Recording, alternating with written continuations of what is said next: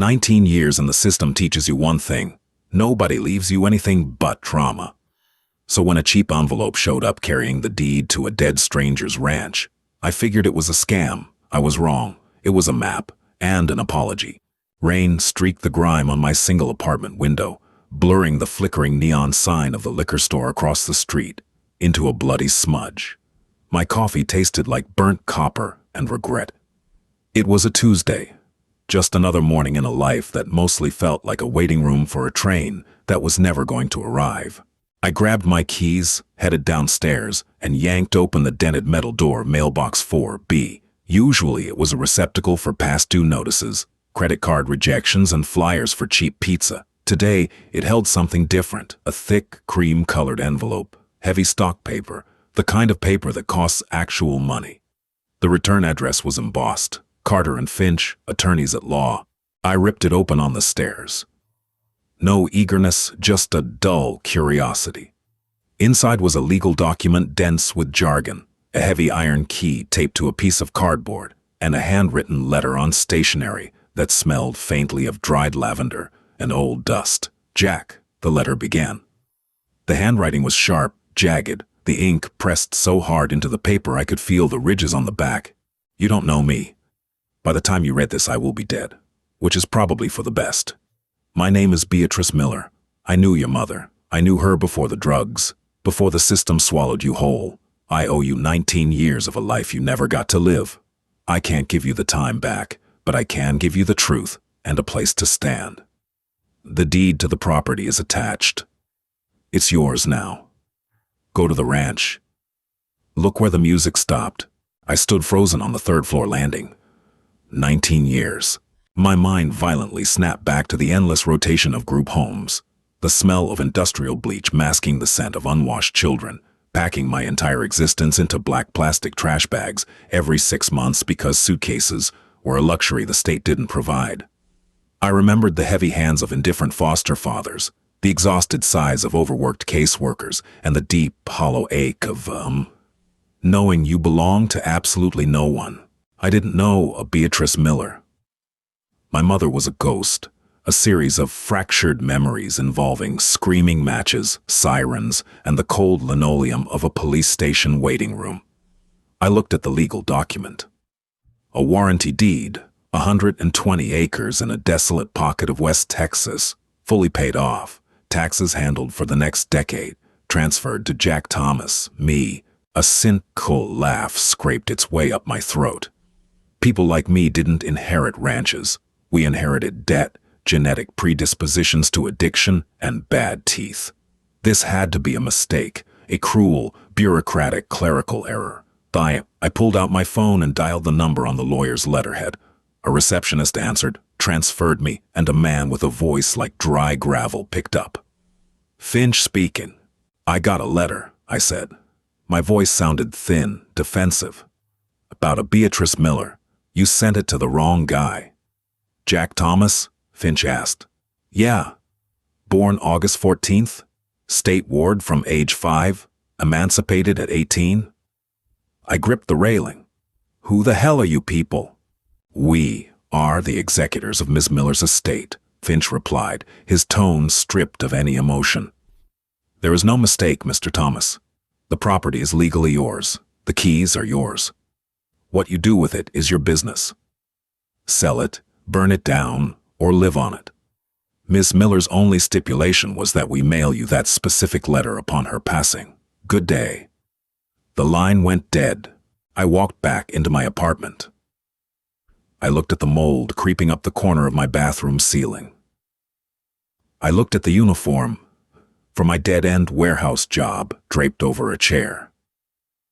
Then I looked at the heavy iron key resting on my cramped kitchen counter. I didn't pack much. A duffel bag of clothes, a sleeping bag, a flashlight, and a tire iron. If this was a scam or some weird setup, I wasn't walking in blind. I threw my bag into the passenger seat of my 2006 Honda, a car held together by duct tape and sheer willpower, and put the address into my phone. 14 hours. I didn't call my boss. I just put the car in drive and pointed it south. The highway stretched out, a gray ribbon cutting through the claustrophobia of the city, until the buildings gave way to strip malls, then fields, and finally, the vast, empty expanse of the desert. The drive was a blur of cheap gas station coffee, highway hypnosis, and the relentless loop of Beatrice's words in my head. I knew your mother before she broke. Nobody ever talked about my mother like she was a person. She was a case file, a statistic, a cautionary tale. The idea that someone knew her, that someone felt they owed me something because of her, felt like a physical weight pressing against my chest. I didn't want hope. Hope was dangerous.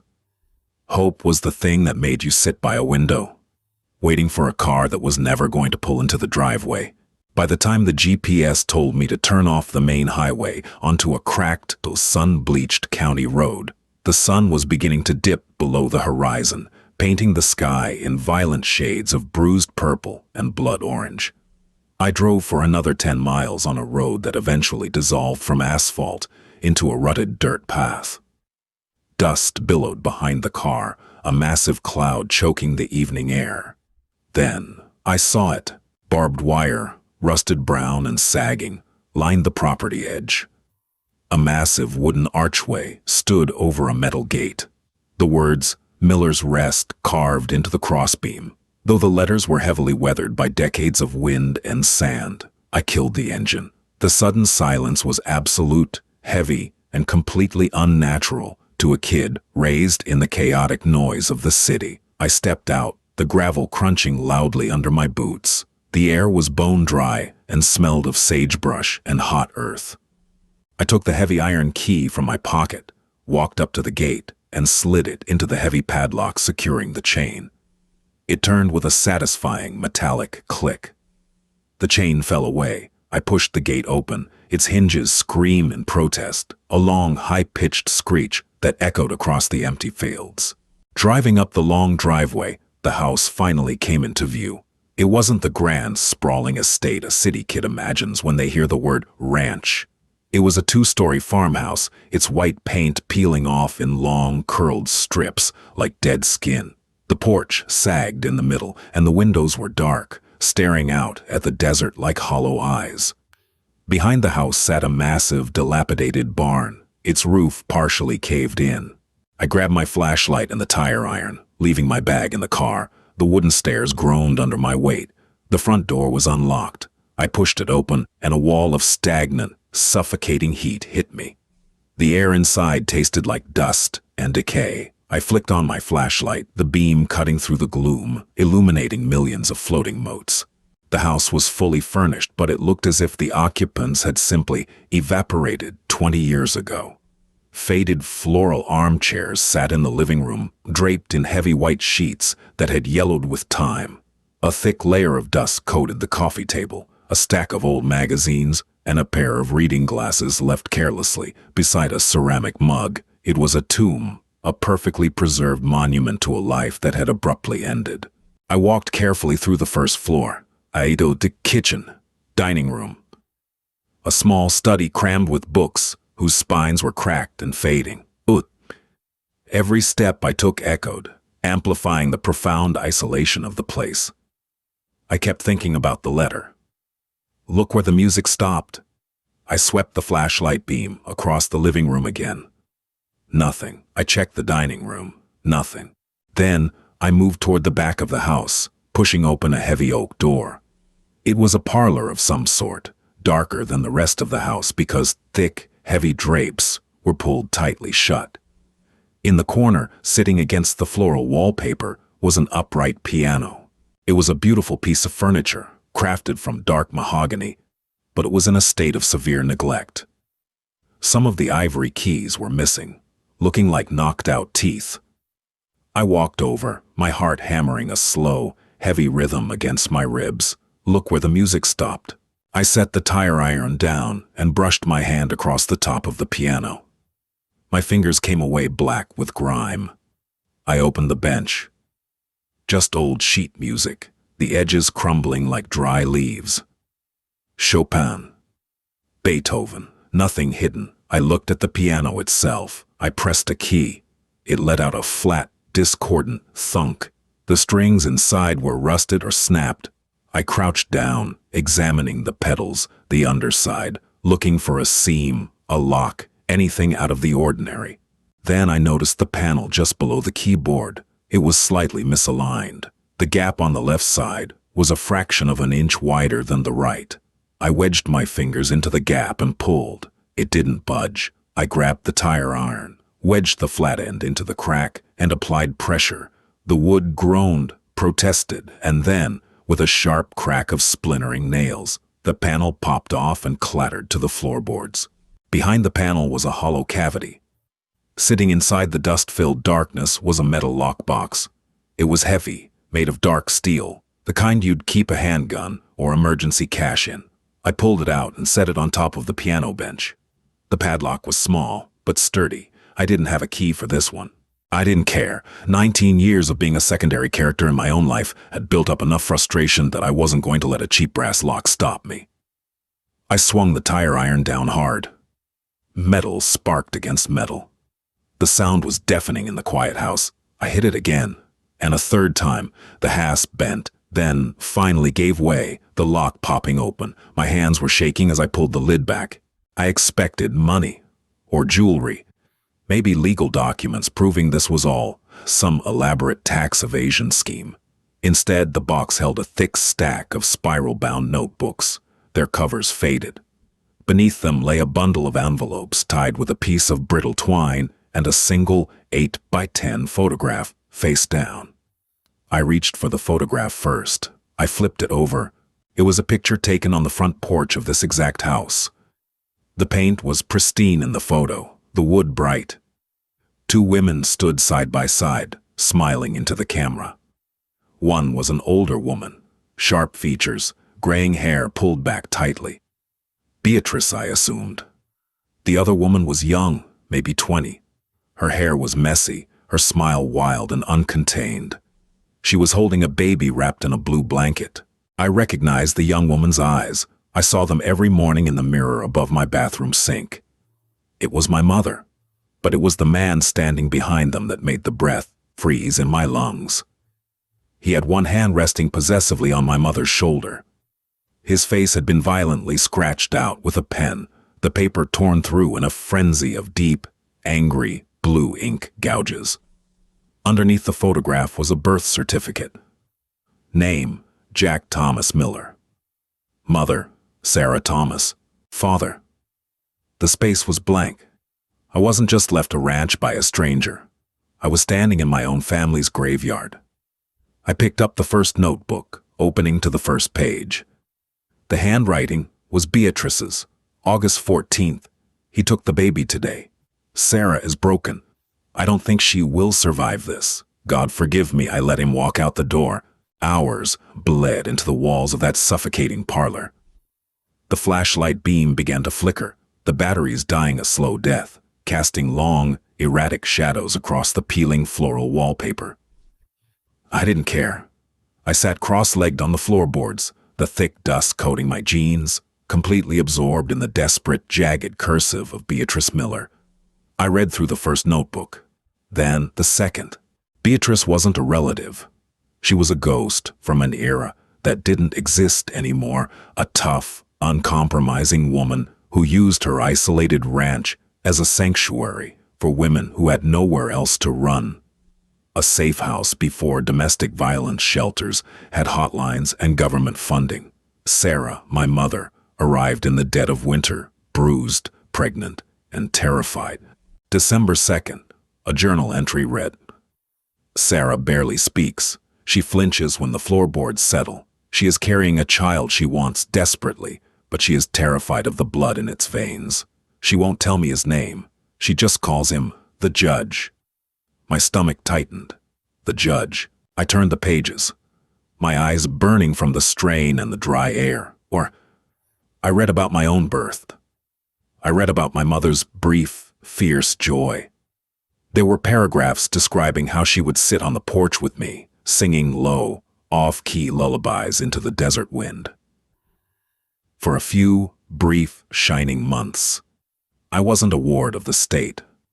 I was a son. I was loved. It was a reality so violently foreign to my own memories that reading it felt like reading a fairy tale, written in a different language. Then came the entry from August 12th. He found us. A black Lincoln pulled up the dirt road. Sarah saw the dust trail and started screaming. I locked the doors, grabbed the shotgun, but he didn't come alone. He brought men with badges. Local deputies he bought with election money. He stood on my porch, wearing a bespoke suit, and told me he was taking his property. I gripped the notebook so hard the ancient paper threatened to tear. August 14th, the entry I had first seen, he took the baby today. Sarah is broken. But the journals went further. They detailed the aftermath. The judge didn't take me because he wanted a son. He took me to punish Sarah for running. He used his connections to bypass the system, stripping a screaming mother of her child, and then, in an act of pure, calculated malice, he simply discarded me. He threw me into the foster machinery under a slightly altered name. Jack Thomas, not his last name, not Sarah's true maiden name. He erased my identity so completely that Sarah could never track me down through the bureaucratic red tape. He didn't just take my childhood, he made sure my mother couldn't even look for it. I set the notebook down. The silence of the ranch was suddenly deafening. It wasn't peaceful anymore. It was the silence of a crime scene. I stood up, my knees cracking, and walked out of the parlor. I needed air. I needed to move. I climbed the groaning wooden stairs, the flashlight beam bouncing ahead of me. I checked the rooms one by one until I found it. The smallest bedroom at the end of the hall, a rusted iron crib, sat in the corner. Beside it was a twin bed, the mattress bare and stained. The walls were painted a soft, fading yellow. I walked over to the crib. I ran my hand along the metal rail. This was where I slept. This was where my mother watched me breathe. I closed my eyes, trying to summon a memory, a feeling, a scent, anything, but there was nothing. The trauma of the system had scrubbed my hard drive clean by the time I was 6. I walked back downstairs, my boots hitting the steps with a heavy, purposeful rhythm.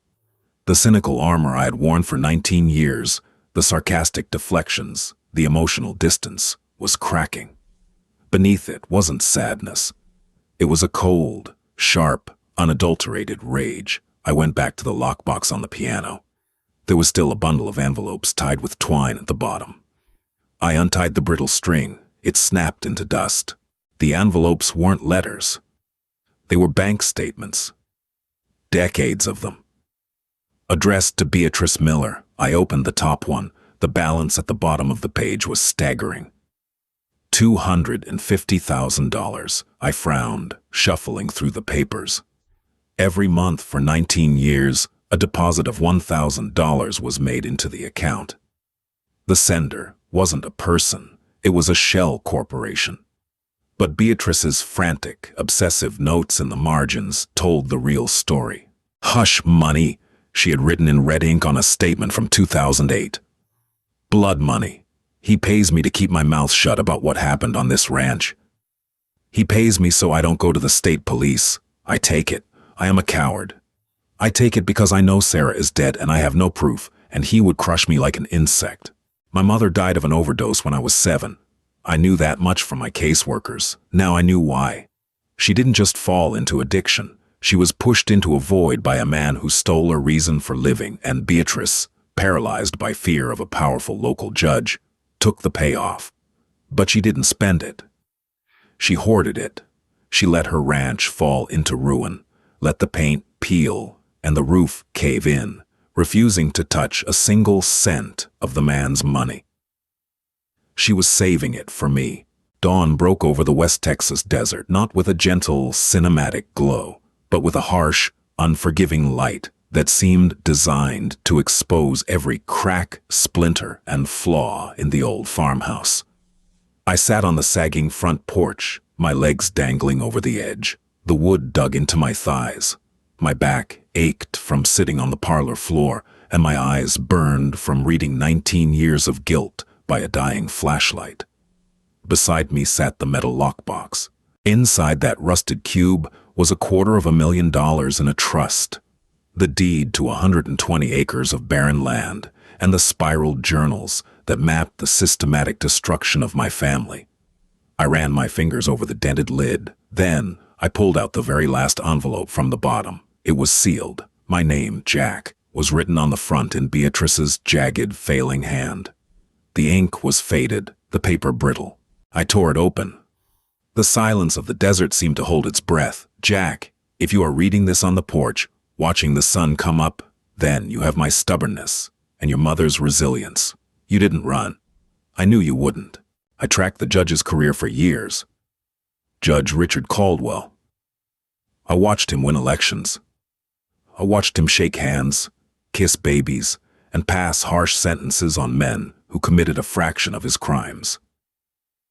He died of a massive stroke 3 months ago. A respected man in his community, a monster in the dark. I outlived him, barely. With his heart stopped, the threat is gone. The money is clean, legally speaking. It's sitting in a trust under your name. The lawyers have all the necessary paperwork to execute the transfer. I don't expect your forgiveness. I don't deserve it. I watched a powerful man destroy a terrified mother and her child. And I hid in the desert, counting his guilty conscience. I built a fortress of isolation, out of cowardice, but I promised Sarah, on the day he took you, that if I ever found a way to make it right, I would give you back a piece of what was stolen. This ranch is yours. The money is yours. Do what you want with it. Run away back to the city. Sell the dirt and buy a new life. Burn the house to the ground and dance in the ashes. Or stay. Your mother loved this place. She found peace here, however brief.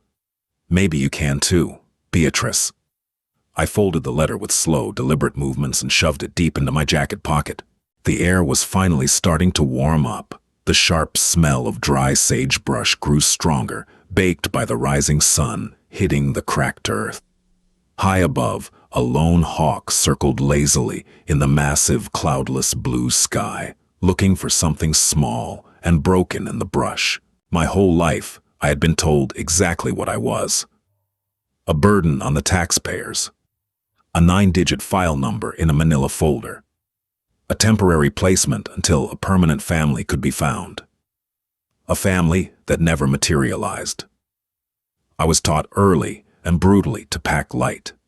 You learn to fit your entire existence into a couple of black plastic garbage bags because no physical space ever truly belongs to you. You learn to sleep lightly, waiting for the inevitable eviction notice, the sudden transfer papers, the quiet, exhausted disdain of adults who are paid by the state to tolerate your presence in their spare room. I stood up. My knees popped in the quiet morning air. I walked off the porch, my heavy work boots sinking an inch into the dry, dusty soil. I bent down, ignoring the stiffness in my lower back, and picked up a handful of dirt. It was coarse, gritty, completely unremarkable to anyone driving past on the highway. But it was mine. Every single grain of sand on these 120 acres belonged to me. The rotting wood of the sagging porch belonged to me. The peeling floral wallpaper inside, the rusted tractor in the collapsed barn, the absolute suffocating silence. It all belonged to me. Richard Caldwell had tried to erase me. He had thrown me into a bureaucratic wood chipper designed to chew kids up and spit them out as broken adults, anonymous statistics to be filed away in overcrowded prisons or cheap, unnamed morgues. He thought he had won. He took everything from Sarah when he ripped me from her arms. He didn't. He left a survivor. And now I was standing on his dime, on the very land where she had loved me. I opened my fist. I let the dirt sift through my fingers, watching it blow away in the morning breeze. I wasn't going to call a realtor. I wasn't going to sell the ranch for quick cash. And I definitely wasn't going to run back to my moldy third-floor apartment and my dead-end warehouse job. I had capital now. I had land. I had an anchor. I turned back to look at the farmhouse. It was a wreck. It needed a new roof before the winter rains. It needed structural beams, fresh paint, and a chainsaw taken to the aggressive dead brush choking the front yard. It was going to take years of back-breaking solitary labor to make it a working ranch again. Every joint in my body would ache. Good, I had time. I had nowhere else to be. I walked back up the porch stairs. The wood groaned under my weight, a familiar, welcoming protest. I picked up the heavy iron lockbox, tucked it firmly under my arm, and walked through the front door. I didn't reach for the lock behind me. For the first time in 19 years, I was home. If this story hit a nerve, hit that subscribe button. We all have skeletons in our family closets, but not all of them leave a map to the graves. I'm bringing mine out into the light. Drop a like, share this with someone who knows what it's like to survive the system, and leave a comment below. What would you do if a ghost left you a house? Stick around for the next chapter.